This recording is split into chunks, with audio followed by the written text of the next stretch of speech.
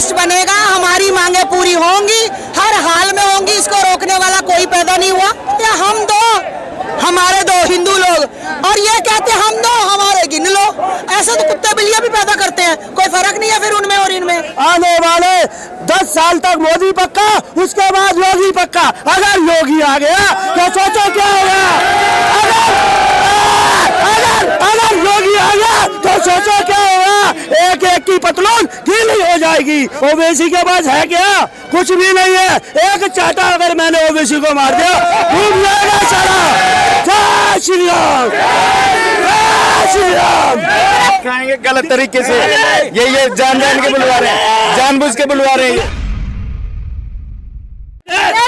हमारे मन की आदम बोल रहे हैं, आप सबकी बोलो क्या हिंदू राष्ट्र चाहिए या नहीं चाहिए? हिंदू राष्ट्र चाहिए नहीं चाहिए?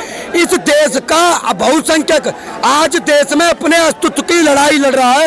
ये कितने शर्म की बात है किसी देश के। इस देश के बहुसंख्यक को राइट नहीं है, वो अपनी संस्कृति सभ्यता को बढ़ाने के लिए अब गीता का पाठ नहीं करवा सकता है, मगर इस देश में आप मदरसों में बैठकर कुरान का पाठ पढ़ाइए। हम सनातनी हैं, विश्व का कल्याण हो, प्राणियों में सद्भावना हो, विश्व का कल्याण हो। ये बात सिर्फ सनातन धर्मी कहते हैं। का जो मंदिर जो चांदनी चौक में स्थित था वो इतना बड़ा मंदिर तोड़ दिया, और यहाँ पे इनकी मज़ारें हाईवे के ऊपर लटक रही हैं। स्थिति तो ये है। और ये सब कौन बढ़ा रहा है? ये बढ़ा रहा है केजरीवाल। सीधा जो पहले हमारे प्रधानमंत्री बने उन्होंने हमें क्या पढ़ाया? उन्होंने कुरान को पढ़ाया। यहाँ पढ़ा अकबर महान था, अकबर महान था तो महाराणा प्रताप कौन, पृथ्वीराज चौहान, गुरु गोविंद सिंह कौन, वीर विपक्षी दल कहते हैं सेक्युलरिज्म की बात करते हैं, लेकिन दूसरी तरफ हिंदुत्व को बचाना कितना जरूरी है, सनातनी धर्म को बचाना कितना जरूरी है?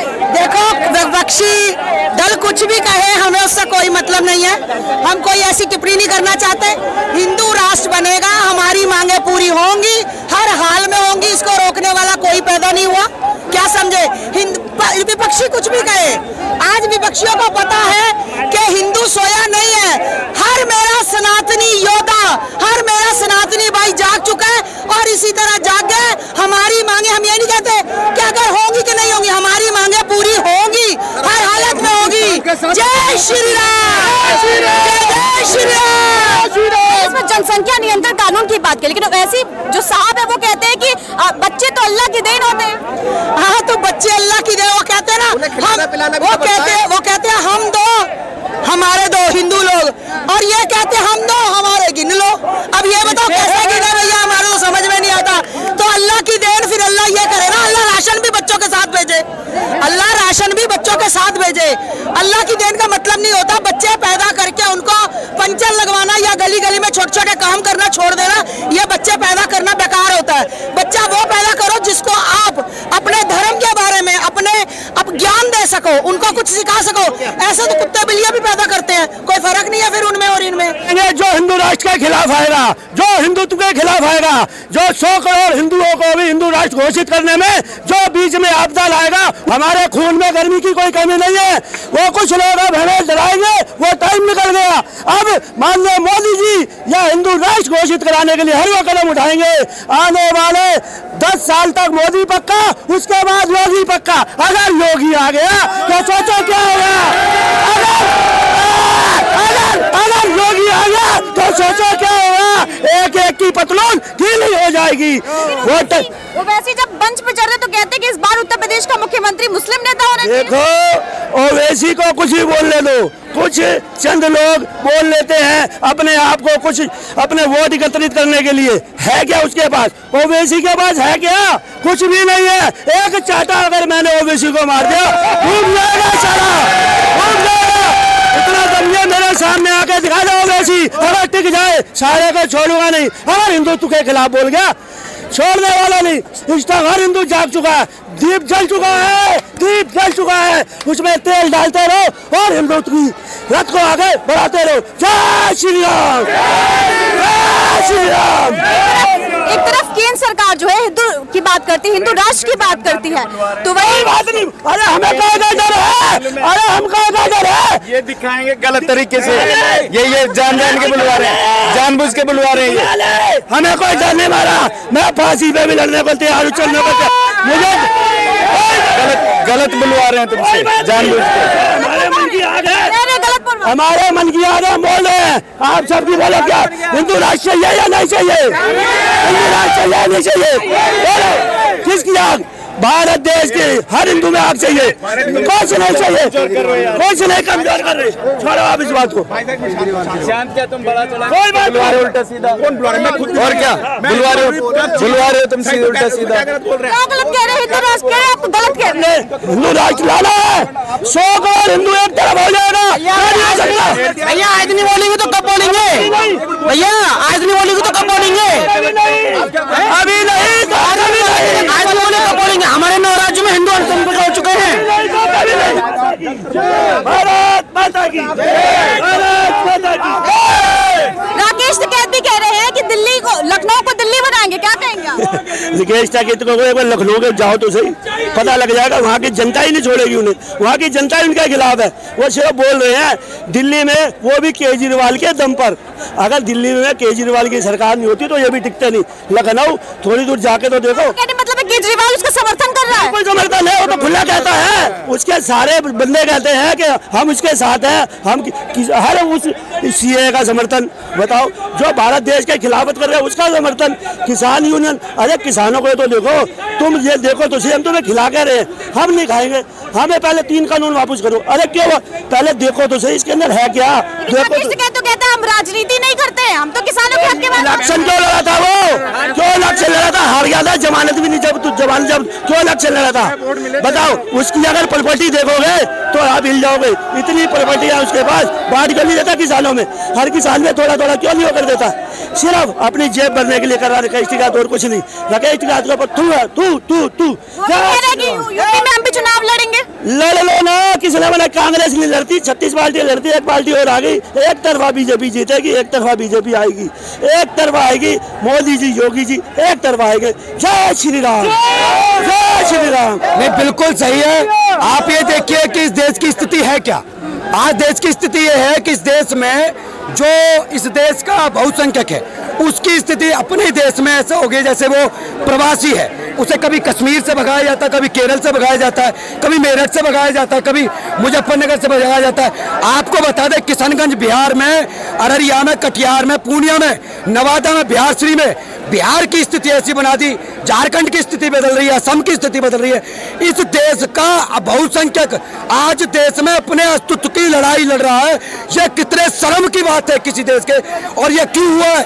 क्योंकि इस देश का संविधान ने उन्हें इसने बेतुके राइट दे रखे हैं। इस देश के बहुसंख्यक को राइट नहीं है। वो अपनी संस्कृति सभ्यता को बढ़ाने के लिए अब गीता का पाठ नहीं करवा सकता है, मगर इस देश में आप मदरसों में बैठकर कुरान का पाठ पढ़ाइए, आप सब कुछ कर सकते हैं। इस देश में मंदिरों का पैसा सरकार खाएगी, मगर मस्जिदों का पैसा तकलीफी जमात को दिया जाएगा। तो ये जो हो क्यों रहा है? ये हो रहा है इस संविधान में इन 5 कानूनों की वजह से।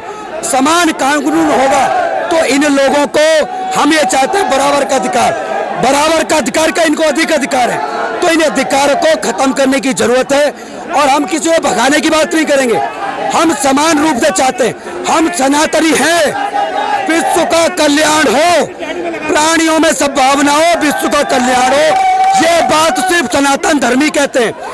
मुसलमान कहता है इस्लाम सबसे बड़ा है, और क्रिश्चियन कहते हैं कि ईसाई सबसे बड़े, और सिर्फ सनातन धर्मी कहता है विश्व का कल्याण हो, प्राणियों में सद्भावना हो।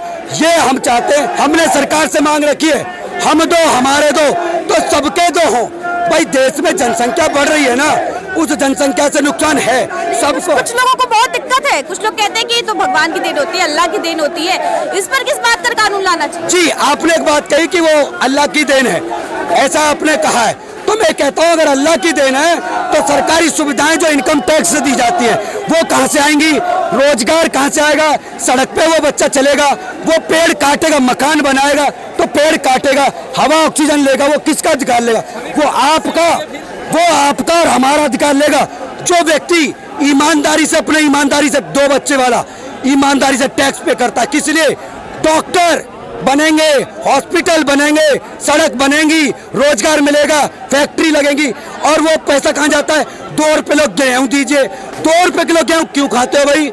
आप मकान फ्री में बनवाते हो, आप सिलेंडर फ्री में खा जाते हो, आप सरकार से जो है स्टडी पे आप कहते हैं हमको लोन दीजिए। ये सारी चीजें क्यों? आप अल्पसंख्यक होने का फायदा उठाते हैं, इतने सारे लाभ आप लेते क्यों हैं?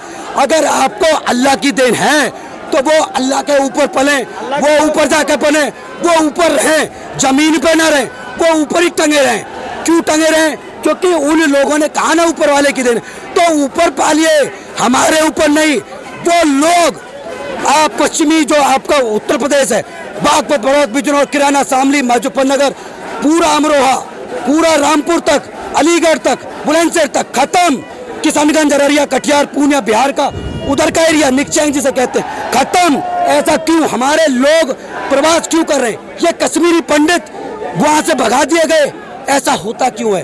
क्योंकि वो लोग एक विशेष करके गजवा हिंद के लिए काम कर रहे हैं, जिसके लिए उन्होंने 57 देश बनाए, 58वां देश हिंदुस्तान होने वाला है। लेकिन दूसरी तरफ रोहिंग्यास, केजरीवाल रोहिंग्यास को पनाह देते हैं, अहमदुल्ला खान रोहिंग्यास को पनाह देते हैं, क्या कहेंगे आप?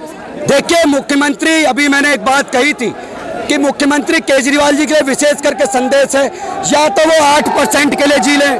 उन्होंने जो गिरगिट है, गिरगिट को भी रंग बदलने से ज्यादा बड़ा काम किया है। जो उन्होंने कहा था हम गाड़ी नहीं लेंगे, ले ली, मकान नहीं लेंगे, ले लिया, सरकारी हम कहेंगे लोकपाल ओपाल की छोड़ दीजिए।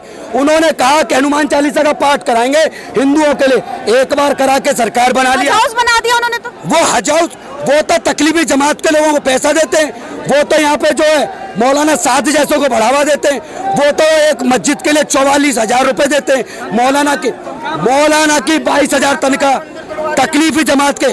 आप ये सोचिए, आपका जो मंदिर जो चांदनी चौक में स्थित था, वो इतना बड़ा मंदिर तोड़ दिया, और यहाँ पे इनकी मजारें हाईवे के ऊपर लटक रही हैं। स्थिति तो ये है। और ये सब कौन बढ़ा रहा है? ये बढ़ा रहा है केजरीवाल। वो रोहिंग्या मुसलमानों को बढ़ा रहा है, वो आपके जो बांग्लादेशी मुसलमानों को बढ़ा रहा है।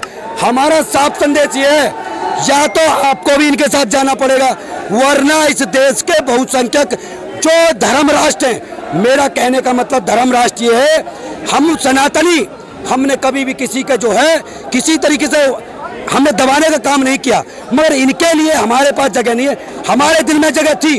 3.25 करोड़ की आबादी 1947 में, आज इस देश के अंदर कहती है हम 30 करोड़ हैं, हम 30 कौड़ी हैं। वो 2 कौड़ी का आदमी वहाँ हैदराबाद में बैठ के बोलता है कि 3 कौड़ी, हम 30 कौड़ी हैं, हम 15 मिनट दे दो। अबे तुम्हारी औकात तो ये थी कि 24% तो देश दिया, क्योंकि हमारे देश को धर्म के आधार पर बांटा गया। उसके बावजूद जो लोग रहे हमारे रहमो कर्मों पे, पहले जो अभिनेता थे वो कहा जाता है कि सेक्युलरिज्म है, ये तो सेक्युलरिज्म हर धर्म यहाँ पर है। पाकिस्तान भी एक सेक्युलरिज्म कंट्री थी 5 साल तक, उन्होंने उसे तब्दील कर दिया इस्लामिक कंट्री में। हमारे देश में जो कांग्रेसी गवर्नमेंट सीधा, जो पहले हमारे प्रधानमंत्री बने, उन्होंने हमें क्या पढ़ाया? उन्होंने कुरान को पढ़ाया। यहाँ पढ़ा अकबर महान था, अकबर महान था तो महाराणा प्रताप कौन, पृथ्वीराज चौहान, गुरु गोविंद सिंह कौन, वीर शिवाजी कौन, आपका लाला लाजपत मंगल, इनका कोई नहीं। हमें सब कुछ पढ़ाइएगा। भगत सिंह के बारे में नहीं पढ़ाया, सुखदेव के राजगुरु के बारे में नहीं पढ़ाया, गुरु गोविंद सिंह के बारे में नहीं पढ़ाया, चंद्रगुप्त मौर्य के बारे में नहीं पता, अशोक सम्राट के बारे में पढ़ाया, वीर शिवाजी के बारे में नहीं बताया। हमें बताया किसके बारे में? अकबर रोड, हुमायूं रोड, बहादुर जफर रोड। ऐसा लगता है हमें अपने देश की, हिंदुस्तान की राजधानी में आकर हम पाकिस्तान की राजधानी में है। आप ये सोचिए, जिस औरंगजेब ने हमारे धर्म परिवर्तन कराए, जो रास्ता ढूंढता हो उस लोगों के नाम पर रोड बनाते हैं। ये लोगों ने हमारी मानसिकता बदली। आज धर्म राष्ट्र के लिए काम करने वाले व्यक्तियों की सरकार है। आज उन्होंने जगाने का काम किया है। ये लोग जागे हैं, इनका जागने का उद्देश्य भी यही है, आज नहीं जागे तो कल जागने का मौका नहीं होगा। आज ये धर्म संकट लगा, आज इसमें 5 कानून नहीं। हमारे यहाँ जो लोग 88% रह गए, उनके अस्तित्व की हम लड़ाई लड़ रहे हैं। यहाँ पे सनातनी धर्म की भी बात की जाती है, वो भी कहीं ना कहीं पीछे होता जा रहा है, क्या करें? वो धर्म की बात करें तो ये उनकी शालीनता, वो शांति दूत हैं। और हम अगर हनुमान चालीसा का पाठ करें तो दिक्कत, वो मस्जिद में रोड पे बैठ जाएं, मस्जिद में 4 आदमी, रोड पे 400 आदमी, मस्जिद में जगह है 4 आदमी की, वहां नहीं बैठेंगे। हमें अंदर से बहर दिखाने के लिए वो बहर दिखाते हैं रोड पे बैठ के कि हम इतने लोग हैं। 4 आदमी भीड़ इकट्ठी करके इस देश के बहुसंख्यक को नहीं डरा सकते।